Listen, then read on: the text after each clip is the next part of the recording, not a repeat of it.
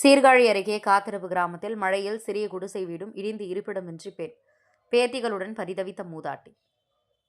மயிலாடுதுறை மாவட்டம் சீர்காழி அருகே காத்திருப்பு கிராமத்தை சேர்ந்தவர் தில்லையம்மா தனது மகள் மற்றும் 2 பேத்திகளுடன் சேதமடைந்திருந்த குடிசை வீட்டில் வசித்து வந்தார். இந்நிலையில் சில வாரங்களுக்கு முன்பு பெய்த மழை மற்றும் காற்றில் அந்த குடிசை வீடு முற்றிலும் சரிந்து விழுந்து பாதிப்பு ஏற்பட்டது. இதனால் மனவேதனை அடைந்த மூதாட்டி தார்பாய் அமைத்து சிறிய குடிலில் இருந்து வாழ்ந்து வந்தார்.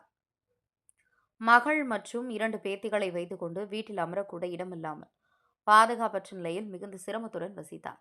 விவசாய கூலி வேலைக்கு செல்லும் மூதாட்டியார் வீட்டை சீரமைக்க முடியாத வறுமை நிலை குறித்து கிராம மக்கள் மூலம் அறிந்த பெரம்பூர் பகுதியை சேர்ந்த சமூக சேவகர் பாரதி மோகன் மூதாட்டிக்கு உதவிட முன்வந்தார். மூதாட்டியின் வீட்டின் அருகில் உள்ள இடத்தில் பாரதி மோகன் தனது நண்பர்கள் மற்றும் சமூக ஆர்வலர்களின் உதவியுடன் 3 லட்சம் மதிப்பில் பாதுகாப்பான வீடு கட்டும் பணி கடந்த மாதம் துவங்கப்பட்டது. அனைத்து பணிகளும் முடிந்த நிலையில் கட்டி முடிக்கப்பட்ட வீட்டை மூதாட்டியை வைத்து திறப்பு விழா செய்து அவர்களிடம் ஒப்படைத்தார். மூதாட்டி மற்றும் அவரது மகள் மற்றும் பேத்திகளுக்கு புத்தாடைகள் அணிவித்து மளிகை பொருட்கள் வழங்கப்பட்டது. விழாவுக்கு தேவையான காலை உணவுகளையும் தயார் செய்து சமூக சேவகர் விழா தொடர்ந்து கிராம மக்கள் அனைவருக்கும் விருந்தளிக்கப்பட்டது. விழாவில் கிராம மக்கள், சமூக ஆர்வலர்கள் மற்றும் பலர் கலந்து கொண்டனர். மூதாட்டிக்கு, குடும்பத்தினருக்கு சமூக வலைதள நண்பர்கள் மற்றும் சமூக ஆர்வலர்களின் உதவியோடு பாதுகாப்பான வீடு கட்டி கொடுத்தார். சமூக ஆர்வலர் பாரதி மோகனுக்கு கிராம மக்கள் மற்றும் மூதாட்டி குடும்பத்தினர் பாராட்டு தெரிவித்தனர். சீர்காழி செய்திகளுக்காக சாமி பத்மநாபன்.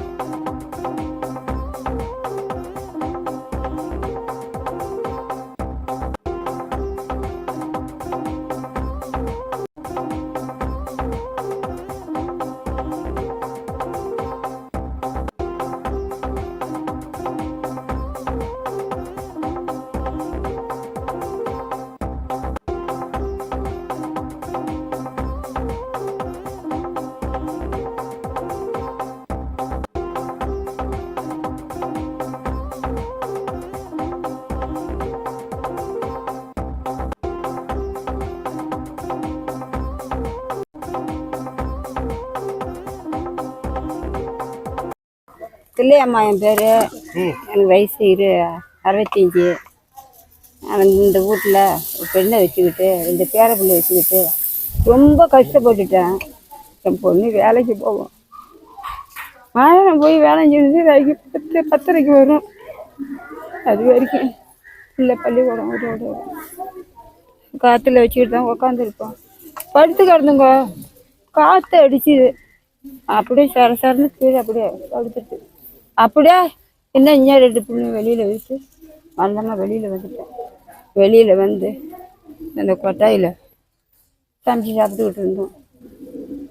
அவர் ரொம்ப காற்று மழை இடையில வந்துட்டு மரமெல்லாம் கிளம்ப முடிஞ்சு வந்துட்டு பக்கத்தில் ஆச்சி குண்டாத்தா இந்த புள்ளியில் வச்சுக்கிட்டு இந்த இடத்துல நீ கஷ்டப்படுற, இந்த மழலையும் காற்றுலையும் ஏன் அங்கே கிடக்குற வா அப்படின்னு என்னை ஆச்சி விட்டுட்டு போய் என்னையும் என் புள்ளியில ஆதரவு செய்தது என் பொண்ணு குண்டாத்தா தான். இது வரைக்கும் எனக்கு உதவி செய்தது குண்டாத்தா தான். இதை என்னோட கஷ்டத்தை இதெல்லாம் நினச்சி நான் வந்து இந்த போட்டோ எடுத்து அனுப்புனேன். இந்த மாதிரி ஊர்லாம் கட்டுறாங்கன்னு கட்டி கொடுப்பாங்களான்னு அனுப்புனேன்.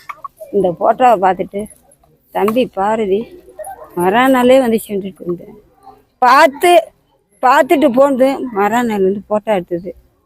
ஒரு வாரத்துக்குள்ளே இந்த 20 நாளைக்குள்ளே என் பாரதி சாமி தனிச்சோடி சாமி இந்த கூட்டை கட்டி முடிச்சுது. அதுக்கு வணக்கம்.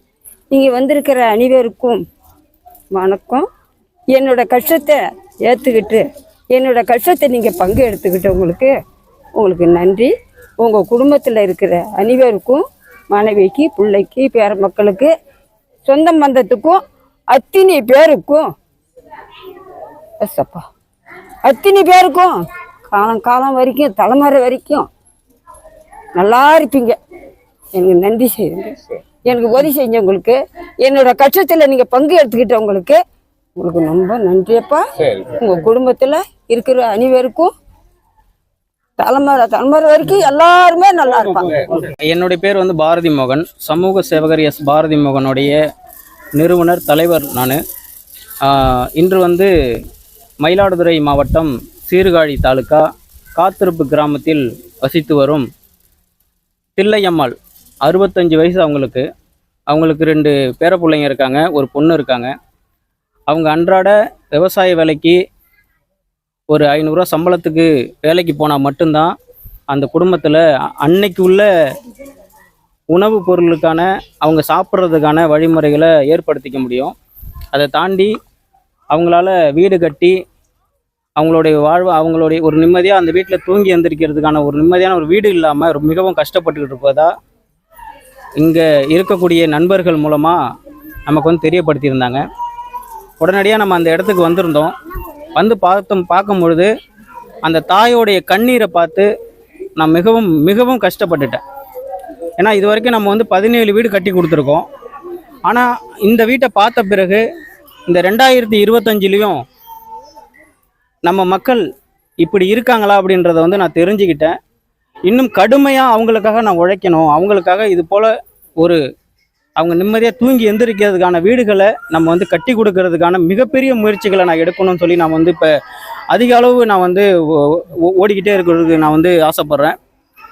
ஏன்னா அந்த தாயோடைய கண்ணீரை பார்க்கும்பொழுது யாராவது நம்மளை வந்து காப்பாற்றுவாங்களா, யாராவது நமக்கு வந்து அந்த வாழ்வாதாரத்தை ஏற்படுத்தி கொடுப்பாங்களா அப்படின்னு சொல்லிட்டு அந்த தாய் பட்ட கண்ணீருக்கு கிடைத்த இந்த வீடு தான். ஏன்னா எத்தனையோ மக்களுடைய உதவியோட இந்த தாய்க்கு இப்போ 20 நாள்லேயே இந்த வீட்டை கட்டி அந்த தாய் சந்தோஷத்தோடு இருக்கணும், அந்த குடும்பம் சந்தோஷமாக வாழணும் அப்படிங்கிறதுக்காக நம்ம வந்து இந்த வீட்டை கட்டி இன்றைக்கி அவங்க கையில் ஒப்படைச்சிருக்கிறோம்.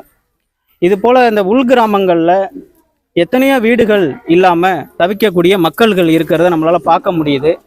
இங்கே யாரையும் குறை சொல்லி ஒரு பிரயோஜனமும் இல்லை. ஏன்னா இன்றைக்கி நம்ம பிறக்கும் பொழுது எதுவும் எடுத்துகிட்டு வர்றது போகிறதில்ல, இறக்கும் பொழுதும் எதுவும் எடுத்துகிட்டு போகிறது கிடையாது. நம்ம சம்பாதிக்கிறது எதுவுமே நம்ம பின்னாடி வரப்போகிறது கிடையாது. அடுத்த பிறவின்னு ஒன்று இருக்கானுங்கிறது யாருக்குமே தெரியாது. நம்ம இருக்கும் பொழுதே இல்லாதவங்களுக்கு, நம்ம கண்ணுக்கு முன்னாடி கஷ்டப்படக்கூடியவங்களுக்கு உதவி பண்ணுறது தான் நான் ஒரு மனித நேயமாக நினைக்கிறேன்.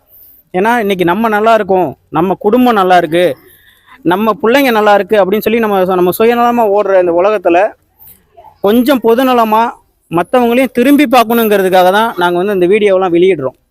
ஏன்னா நம்ம சமூக வலைதளங்களில் போட்ட அடுத்த நொடியிலேயே அந்த அம்மாவுக்கு வீடு கட்டி கொடுக்க எத்தனையோ நல்ல உள்ளங்கள் முன் வந்தாங்க. முன் வந்து இன்னைக்கு 3 லட்சம் ரூபாய்க்கு இந்த வீட்டை கட்டி அவங்க கையில் ஒப்படைக்கும் பொழுது அவங்க முகத்தில் பார்த்த சந்தோஷத்தை விட இந்த உலகத்தில் பணம், பேர், புகழ் எதுவுமே பெருசு இல்லைன்னு நான் நினைச்சேன்.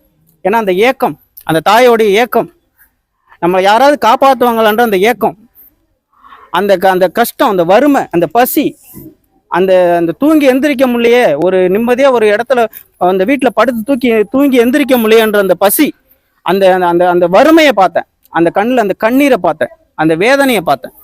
அதனால தான் இன்னைக்கு வந்து அந்த தாயை சந்தோஷப்படுத்தணும். ஏன்னா இந்த ஒரு தாய் மட்டும் நம்ம இங்கே கண்ணீர் விடலை, நல்லா தெரிஞ்சுக்கணும். தமிழ்நாடு முழுவதும் ஒவ்வொரு உள்கிராமங்களில் இது போல் கண்ணீர் விட்டு கதறக்கூடிய, பசியில், வறுமையில், ட்ரெஸ் இல்லாமல், தன் பிள்ளைங்களை படிக்க வைக்க முடியாமல் எத்தனையோ குடும்பங்கள் கஷ்டப்பட்டுக்கிட்டு வர்றதை நம்மளால் பார்க்க முடியுது. அதனால் இளைஞர்களுக்கு ஒன்று தான், நம்ம என்றைக்குமே நம்ம ஓடிக்கிட்டு இருக்கிற ஒவ்வொரு விஷயமும் நமக்காகவே இருக்கக்கூடாது, மற்றவங்களை நோக்கி ஓடணும். அப்படிங்கிறதுக்காக தான் ஒரு சமூக சேவைன்ற ஒரு புரட்சியை உருவாக்கிட்டு வரோம். இது தமிழ்நாடு முழுவதும் ஒவ்வொரு இடத்துலையும். இங்கே வந்து யாரும் சார்ந்து கிடையாது, ஏன்னா எல்லாருக்கும் இங்கே அக்கறைன்றது இருக்குது. இங்கே யார் எவருங்கிறது இங்கே முக்கியமே இல்லை. இங்கே எல்லாருக்குமே அந்த அக்கறைகள் இருக்குது. அந்த கஷ்டப்படக்கூடியவங்களுக்கு உதவி பண்ணுற அந்த பண்பும் அந்த பணிவும் இருக்குது. அது முதல்ல எல்லாருக்கும் வரணுங்கிறதுக்காக தான் நம்ம தொடர்ந்து நம்ம இது மாதிரி ஏழை எளிய மக்கள் நம்ம வந்து உதவி பண்ணிக்கிட்டு வரோம். இன்றைக்கி அந்த வீடை கட்டி அவங்க கையில் ஒப்படைச்சிருக்கோம். அது மட்டும் இல்லை, மயிலாடுதுறை மாவட்டத்தில் தினந்தோறும் ரோட்டு ஓரத்தில் இருக்கிற ஆதரவற்ற மக்களுக்கு 200க்கும் மேற்பட்ட முதியவர்களுக்கு உணவு நம்ம வீட்டிலேயே சமைச்சு கொண்டு வந்து நம்ம வந்து அந்த ரோட்டு ஓரத்தில் பசியில் இருக்கக்கூடியவங்களுக்கும் கொடுத்து அவங்க பசியை போக்கிட்டு வரோம்.